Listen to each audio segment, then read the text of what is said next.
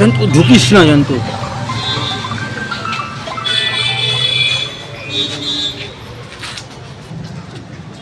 দাঁড়া নাকি দরজাটা খুলে? ঠিক আছে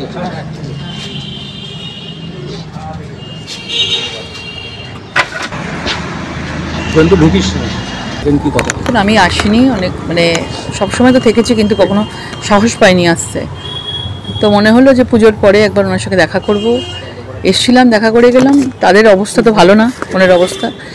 এটুকুই চাই যে বিচার হোক এবং সঠিক পদ্ধতিতে মানে তদন্ত হোক, এবং এটাই বলবো যে মানে আমরা সবাই এবং বাংলা তথা বাংলার বাইরে পুরো সারা দেশের মানুষের বিচারের অপেক্ষায় বসে আছে।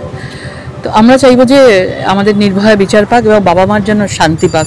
ওনাদের আজকের ডেটে কিছু হারাবার নেই, একমাত্র মেয়ের বিচার চায়। উনি তো বিচার করতে চান না, ওনারও তো পুরো জিনিসটাই নাটক চলেছে।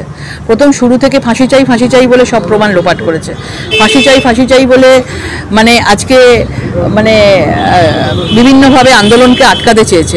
ফাঁসি চাই বলে উনি আজকে দার্জিলিং চলে যাচ্ছেন, চা বাগানে ঘুরছেন, সব কিছু করছেন। তো পরিষ্কার বলে যাচ্ছে যে, এবং তাদের মা বাবারাও পরিষ্কার বলছে যে তিনি মানে ওনারা বুঝতেই পারেননি যে এত বড় একটা নাটক হয়েছে সেই সময়টায়। মানুষের আমাদের পক্ষে কারোরই বোঝা সম্ভব না মৃত্যু মানে সঙ্গে সঙ্গে যে ওদের নিয়ে যে যারাই মানে ভক্ষক ছিল তারাই রক্ষা করতে এগিয়ে এসছে। তো ওনারা সেটা বুঝতে পারেননি। ওনারা ভাবছেন যে আমরা বুঝতেই পারিনি যে যারাই এই ধরনের জিনিসগুলো করেছে তারাই এসে তাদেরকে মানে সহানুভূতি দেখানোর চেষ্টা করছে। আজকে আস্তে আস্তে করে বুঝতে পারছে যে তারা কি জিনিস, মানে তারা সেই সময় কতটা নাটক আজকে সরকার পক্ষ থেকে করা হয়েছিল। এই বিনীত গোয়েল থেকে শুরু করে অ্যাডমিনিস্ট্রেশন পুরো করেছিল, পুরোটাই নাটক। দেখুন, আমিও বললাম যে এতদিন ধরে আমরা এত ঘটনা ঘটেছে, মহিলাদের কাছে গেছি এবং সেখানে কিন্তু একটাই দেখেছি, বিভিন্নভাবে আন্দোলন বলুন, মুখের আওয়াজটাকে বলুন, যেভাবে বন্ধ করার চেষ্টা করা হয়। নিশ্চয়ই একজনের পক্ষে সম্ভবই না, অসম্ভব কথা। একজনের পক্ষে নিশ্চয়ই সে নিশ্চয়ই দোষী আছে, কিন্তু তা বলে সেই একাই দোষী নয়, আরো অনেকে আছে। এবং সেই এভিডেন্সগুলোকে, তথ্যগুলোকে লোপাট করা হয়েছে এখানে। তো সিবিআই তো এটা যা করছে তো সিবিআই করছে। আমার একটা জিনিস বারবার মনে হয়, সিবিআই হচ্ছে, সুপ্রিম কোর্ট হচ্ছে, একটা মেয়ে নৃশংসভাবে মারা গেছে, এরকমভাবে মারা গেছে, সেখানে আজকে মমতা বন্দ্যোপাধ্যায় মানে এত দূর অবধি মানে সবাইকে চলে যেতে হলো, তার আগে বিচারটা উনি করতে পারলেন না একজন মহিলা মুখ্যমন্ত্রী হয়ে।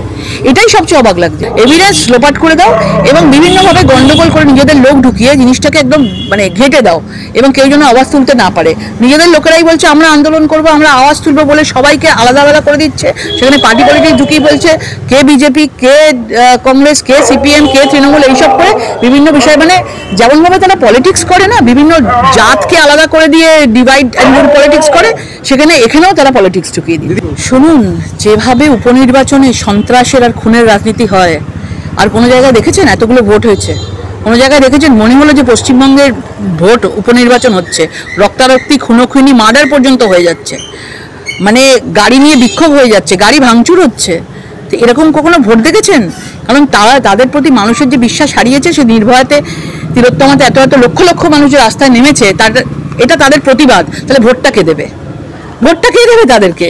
মানে ভোটটা কি করে লুট করা যায় তার ব্যবস্থা করছে। কারণ তাদের যেভাবে হোক তাদেরকে টিকে থাকতে হবে, কারণ ক্ষমতায় এবং পয়সায়, কারণ সিন্ডিকেটবাজি, ক্ষমতাবাজি এসব চলবে। फास्ट मूविंग वर्ल्ड में वही आगे है जिसके पास है स्पीड, जैसे मेघबाला ब्रॉडबैंड। सही स्पीड, सही पहचान।